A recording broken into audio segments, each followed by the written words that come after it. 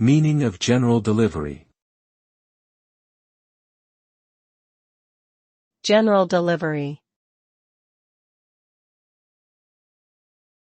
General delivery. General delivery. General delivery.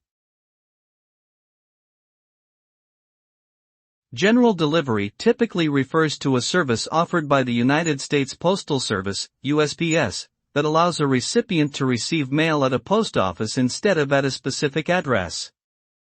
To use this service, the recipient would address mail to their name and general delivery at the post office where they want to pick up their mail. When the mail arrives, the recipient can go to the post office and show identification to retrieve their mail.